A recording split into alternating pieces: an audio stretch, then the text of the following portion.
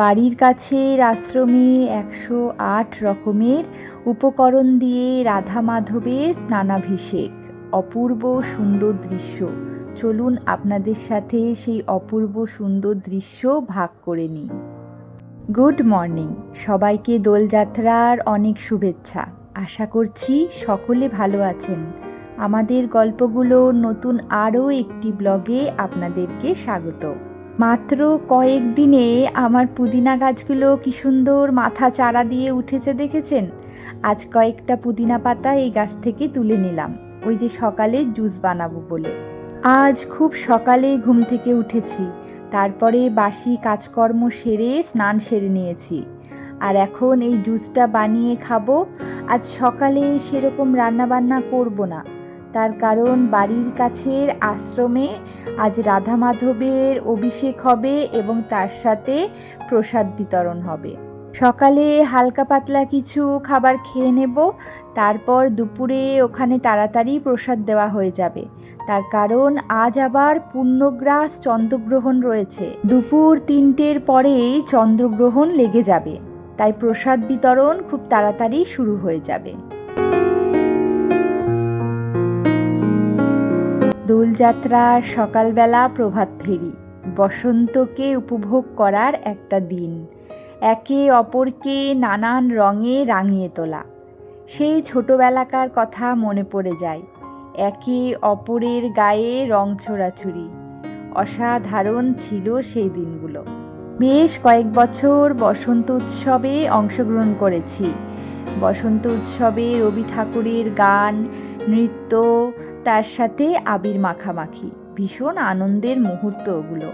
তবে এবছরে শুধু নয়, বেশ 2-3 বছর ধরে আমাদের বসন্ত উৎসব অন্যরকম হয়ে গিয়েছে। এখন আমরা বসন্ত উৎসব এক অন্যরকমভাবে পালন করি। চলুন আপনাদের সাথে সবটা ভাগ করে নেব। আমাদের বাড়ির একদম কাছে এই যে আশ্রম, আমাদের ভীষণ পরিচিত এই বাড়ির মানুষ। তবে আজকের দিনে বাড়িটি এত সুন্দরভাবে সেজে উঠেছে, মনে হচ্ছে এক অচেনা পরিবেশে চলে এসেছি।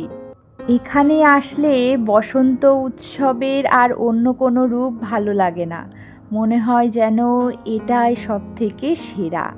হ্যাঁ, আজ হবে রাধা মাধবের স্নানাভিষেক। 108 রকমের উপকরণ দিয়ে রাধা মাধবের অভিষেক হবে আজ। এখানে সকালের দিকে কোনো রকম দোল খেলা হয় না। এই আশ্রমে সন্ধ্যার পরে দোল শুরু হয়, মানে আসল দোল হবে কালকে। সন্ধ্যার পর থেকে গোপালের চরণে আবির দেওয়ার পর, রাধা মাধবের চরণে আবির দেওয়ার পর তবে ওনারা দোল খেলতে পারেন। তাই সকালে এখানে দোল খেলা হয় না। সকাল 8:30টাতে অভিষেক শুরু হয়েছে, আর আমরা অভিষেক শুরুর ঠিক আগের মুহূর্তেই এখানে পৌঁছে গেছি। কারণ এবছরে আমার ইচ্ছা ছিল পুরো অভিষেক দর্শন করব। নানা ধরনের ফল, নানা ধরনের সবজি কেটে রাধা মাধবের মাথায় মুকুট, রাধা মাধবের গলায় মালা, চরণে নূপুর এবং হাতে বালা পরিয়ে দেওয়া হয়। যাকে রাধা মাধবের অভিষেক করতে দেখছেন, উনি হলেন এই আশ্রমের গুরুদেব, আর ওনাকে সমস্ত কাজে সাহায্য করছেন ওনার শিষ্য ছেলে শিষ্য মেয়েরা। শঙ্খধ্বনি, উলুধ্বনি দিয়ে এইবারে অভিষেক শুরু করা হলো। চলুন এই সুন্দর দৃশ্য উপভোগ করুন আপনারাও।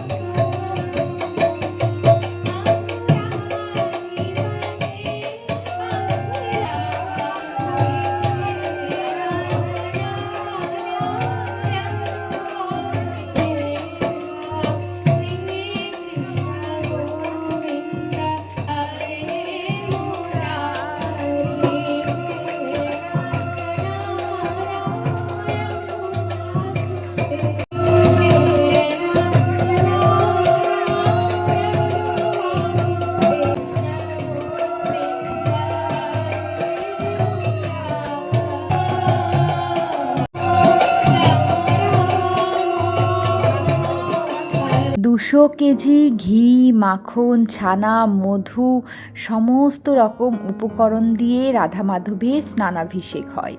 আর বিভিন্ন রকম ফলের মালা গেঁথে যে পরানো হয়েছে, দেখুন কি অপূর্ব সুন্দর লাগছে।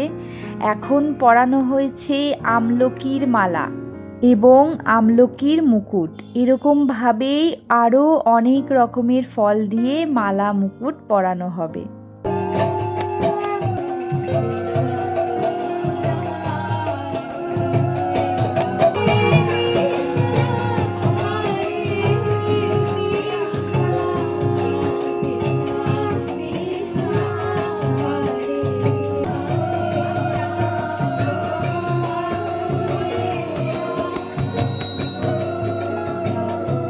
এখন এই যে থালার মধ্যে দেখুন চালের গুঁড়ো দিয়ে জগন্নাথ বানানো হয়েছে। এখন এই চালের গুঁড়ো দিয়ে স্নান করানো হবে রাধা মাধবকে।